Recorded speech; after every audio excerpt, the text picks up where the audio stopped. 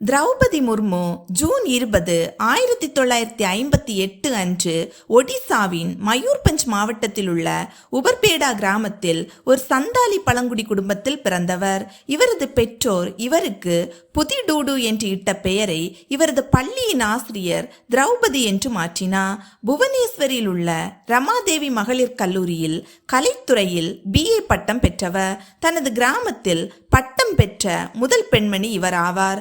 1979 முதல் 1983 வரை ஒடிசா அரசின் நீர்ப்பாசன துறையில் இளநிலை உதவியாளராக பணியாற்றிய இவர் 1994 முதல் 1997 வரை ராய்ரங்பூரில் உள்ள கல்வி மற்றும் ஆராய்ச்சி மையத்தில் கௌரவ ஆசிரியராக பணியாற்றினார்.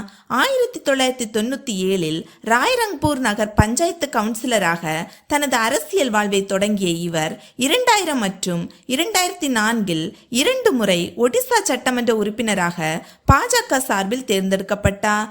மேலும் இந்த காலகட்டங்களில் ஒடிசா அமைச்சரவையில் வணிகம், போக்குவரத்து மற்றும் மீன்வளத்துறை அமைச்சராக பணியாற்றினார். 2015 முதல் 2021 வரை ஜார்க்கண்ட் மாநிலத்தின் முதல் பெண் ஆளுநராக பொறுப்பு வகித்தார். அங்கு 5 ஆண்டுகள் முழுமையாக பணியாற்றிய முதல் ஆளுநரும் இவராவார்.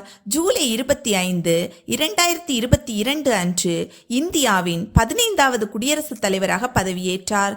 மிக குறைந்த வயதில் இந்தியாவின் மிக உயர்ந்த பதவிக்கு வந்த முதல் பழங்குடியின பெண் ஆவார். ஒடிசா சட்டப்பேரவையின் சிறந்த சட்டமன்ற உறுப்பினருக்காக நீலகண்ட விருது 2007 ஆண்டு இவருக்கு வழங்கப்பட்டது.